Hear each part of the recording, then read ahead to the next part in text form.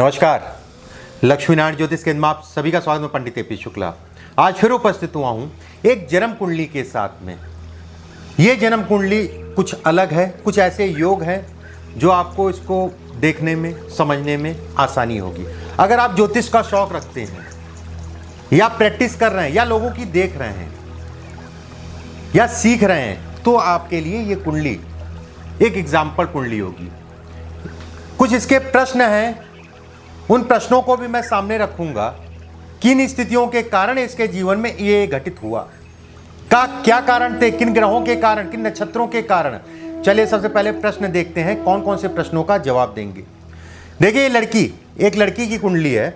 घर में लगभग सभी इसके जो है गेस्टेड ऑफिसर हैं, IAS PCS रैंक के जो है ज़्यादातर लोग जो है इसके गेस्टेड ऑफिसर हैं। 14 साल हो गए विवाह के 14 साल हो गए, संतान की प्राप्ति नहीं हुई।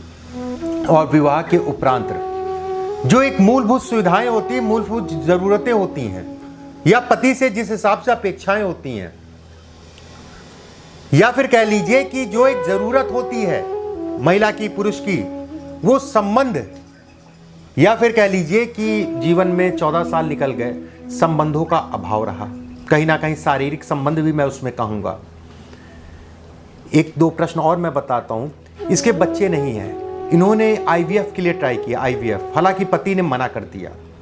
इस लड़की ने चोरी छुपे जो है IVF के लिए ट्राई किया, टेस्ट ट्यूब बेबी जिसे कहते हैं।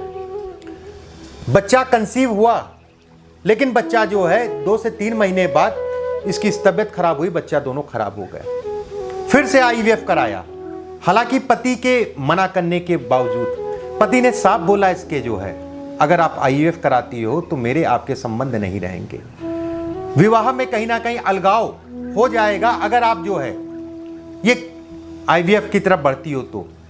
सामान्य अवस्था में अगर कहा जाए बच्चे पसंद नहीं है, या फिर कह लीजिए दूसरे शब्दों में जो भी आपको समझना है समझ सकते हैं कि शारीरिक किसी प्रकार का कोई संबंध नहीं, 13-14 साल हो गए, एक सामान्य सी बात है। विवाह का मतलब कई अर्थों में निकाला जाता है। जीवन पर्यंत व्यक्ति एक दूसरे के साथ रहता है, उसमें सुख भी होता है, उसमें दुख भी होता है, बच्चों का भी सुख होता है, अन्य भी सुख होते हैं। एक दो प्रश्न और मैं कहूँगा। इसने सरकारी नौकरी इसको मिली, कुछ ही समय के लिए चली, उसके बाद जो है इसकी छूट गई। अब ये 2 राह पे खड़ी है। इसका प्रश्न है, क्या गुरुजी मुझे दोबारा सरकारी नौकरी मिल पाएगी? अगर मिल पाएगी तो किस क्षेत्र में मिल पाएगी? और बच्चे के लिए मैं क्या करूँ?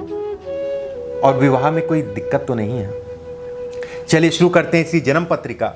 देखिए कष्ट बहुत है जीवन में। अपने कष्ट को ये मत कहिए कि आपका कष्ट जो है सबसे कम है। जीवन में बहुत कष्ट है लोगों के, आप तो फिर सुखी हैं उस हिसाब से। कभी अपने घर से बाहर निकल के झांकिए, देखिए कितना गम है लोगों के पास। हम लोग से तो ज़्यादातर लोग जो है हम लोग से जुड़े होते हैं, ज़्यादातर लोगों से हम लोग से बात होती है, तो जब अपने कष्टों को सामने रखते हैं तो कभी कभी ऐसा भी होता है कि बोलने में भी दिक्कत आती है कि आने वाले समय में ये कष्ट और मिलने वाला है, ये समस्याएं और मिलने वाली, और खासकर जो है बच्चे। बहरहाल देखिए इनकी पत्रिका अगर देखी जाए, तुला लगन की पत्रिका है। लग्नेश की स्थितियां देखी जाए, लगन का मालिक छठे में, शुक्र बनेगा, शुक्र का छठे में जाना नौकरी से संबंधित चीजों में बढ़ोतरी को दिखाता है। शुक्र एक सौम्य ग्रह है। शुक्र एक जो है कह लीजिए कि बहुत संकालु होते हैं ऐसे लोग, लेकिन वहीं पे अगर सूर्य के साथ शुक्र की युति देखी जाए और तृतीय भाव का स्वामी अगर देखा जाए गुरु बनेगा, जो कि नीच की अवस्था में इनके चतुर्थ भाव में है। नवमांश में अगर गुरु देखा जाए तो ये कहा जाएगा शुक्र के नवांश में है, और शुक्र इनकी जन्म पत्रिका में छठे भाव में। गुरु जब भी तीसरे भाव का स्वामी हो और वो नीच का हो, व्यक्ति को बोल्डनेस देता है, लेकिन वैवाहिक सुखों में भी कमी करता है। कारण उसका अगर देखा जाए तो विवाह भाव से पंचम भाव और पूरा भाव से नवम भाव गुरु का बनेगा। पंचम भाव का स्वामी सूर्य बनेगा, जो कि शुक्र के साथ बैठा है छठे भाव में। शुक्र ऐसे नक्षत्र में है जो कि रेवती नक्षत्र का चौथा चरण कहलाएगा, जो कि बुध का नक्षत्र कहलाएगा। और बुध इस जन्म पत्रिका में अगर देखा जाए तो भाग्येश है और द्वादशेश है। भाग्य का स्वामी, द्वादश का स्वामी हो के बुध जो है छठे भाव में। छठे भाव में 4 ग्रही योग, लगन का बैठना, सूर्य का बैठना, बुध का बैठना और चंद्रमा का बैठना। ऐसे में कहा जाएगा व्यक्ति को सरकारी तंत्र में नौकरी जरूर मिलेगी, सरकारी तंत्र में व्यक्ति जरूर कमाएगा। कर्म अधिपति अगर देखा जाए चंद्रमा बनेगा, और कर्म भाव से 9वें भाव को अगर देखा जाए तो यह भी कहा जाएगा कर्म में व्यक्ति का कितना भाग्य चलेगा। कर्म भाव से नवा भाव आपका जो है छठा भाव कहलाएगा, इसमें 4 ग्रहों का बैठना और कर्म अधिपति का भी 9वें भाव में बैठना, मतलब भाग्य को बढ़ाना कर्म के प्रति। शुक्र के साथ, सूर्य के साथ, बुध के साथ। सूर्य सरकारी तंत्र को दिखाता है, सूर्य चीजों में व्यवधान को कम करता है सरकारी तंत्र में।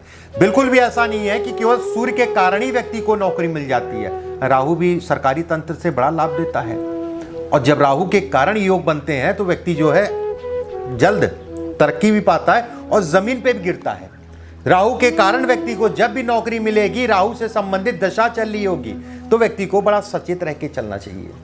सामान्यतः अगर सबसे पहले इसकी नौकरी की बात करें, शुक्र में शुक्र का अंतर चल रहा है। शुक्र अगर देखा जाए तो छठे भाव में, नौकरी के भाव में। 9वें भाव से अगर, 10वें भाव से अगर देखा जाए, 9वां भाव शुक्र का कहलाएगा और केंद्र में गुरु का बैठना। मंगल और राहु का अगर देखा जाए 7वें भाव में बैठना, मंगल की 7वीं दृष्टि अगर देखी जाए तो ये कहा जाएगा लगन को मजबूत करना। सरकारी नौकरी इस जन्म पत्रिका में है। शुक्र जिस नक्षत्र में बैठा है, गुरु के बुध के नक्षत्र में बैठा है। बलाबल में अगर शुक्र की स्थितियां देखी जाए तो मीन राशि का कहलाएगा, स्वराशि का, उसके बाद स्वग्रही कहलाएगा। उसके बाद 27 डिग्री 21 कला पे, 27 डिग्री 21 कला पे ग्रह पूर्ण रूप से बली कहलाएगा। सरकारी नौकरी इस जातक को मिलेगी, उसमें कोई दो राय नहीं है। दूसरी चीज देखिए, 2 चीज समझिए, ऐसा बिल्कुल भी नहीं है कि दशा के अनुरूप हमारा जीवन चलता है। ग्रहों के आधार पे कब उसका फल मिलेगा, किसी किसी को तो मैंने ऐसा देखा है कि व्यक्ति पूरा जीवन निर्धनता में निकाल दिया, 50 वर्ष और 60 वर्ष की आयु तक का निर्धन रहा, उसके बाद ऐसी दशा लगी वो धीरे धीरे जो है ग्रोथ कर गया, एक अमीरों की श्रेणी में आ गया। इसे हम लोग कहते हैं दशा, इसे हम लोग कहते हैं गोचर का मेन फल, इसे हम लोग कहते हैं ग्रहों का मेन फल। और सबसे बड़ी बात है नक्षत्रों के हिसाब से, नक्षत्र सिद्धांत के हिसाब से, ज्योतिषीय आकलन के आधार पे जो है ये देखा जाता है। अगर इस जन्म पत्रिका में अब दूसरा बिंदु लेते हैं विवाह का। देखिए, विवाह का स्वामी अगर देखा जाए 7वें भाव में, मेष राशि में मंगल। मंगल सर्वदा अकारक कहा गया है तुला लगन की कुंडली में। मंगल का अगर दूसरा भाव देखा जाए तो कुटुंब भाव कहलाएगा, जो कि द्वितीय भाव का स्वामी और 7वें का स्वामी होके 7वें भाव में। मैं हमेशा कहता हूं, बली ग्रह अगर अकारक है, कारक नहीं अकारक है, और वो बली है, तो वो कहीं ना कहीं ऐसा फर्क देगा, ऐसा व्यवधान देगा कि आपके जीवन में जो है भूचाल लगा के रख देगा, भूचाल ला के रख देगा। अगर इनकी जन्म पत्रिका में मंगल देखा जाए तो पूर्ण रूप से बली कहलाएंगे। मेष का मंगल है, स्वराशि का मंगल है। अगर राहु के साथ बैठने का मतलब हो गया कि चांडाल योग का निर्माण। मंगल की अगर देखी जाए तो अष्टम दृष्टि आपके जो है द्वितीय भाव पे पड़ेगी, जो कि कुटुंब में। ऐसे में कहा जाएगा राहु मंगल का योग। राहु अगर देखें 27 डिग्री 16 कला पे कृत्तिका नक्षत्र के पहले चरण में। कृत्तिका नक्षत्र किसका? सूर्य का नक्षत्र। सूर्य अलगाववादी, राहु अलगाववादी, मंगल अलगाववादी, और मंगल की अष्टम दृष्टि शनि पे पड़ना, कुटुंब को तहस नहस करना। ऐसे में कहा जाएगा वैवाहिक सुख इस जन्म पत्रिका में नहीं है, विवाह से संबंधित चीजें इस जन्म पत्रिका में नहीं है। दूसरी चीज, अब ये स्थितियां कब खराब होंगी, अब ये समझिए। देखिए, बहुत सारी स्थितियां ऐसी होती है कि ऐसी जन्म पत्रिका को जब सामान्यता जो है ज्योतिषाचार्य देखते हैं तो ये कहते हैं इसमें तो विवाह होगा नहीं। विवाह होने का कारक मैं बताता हूं आपको, ये बहुत बड़ी चीज है।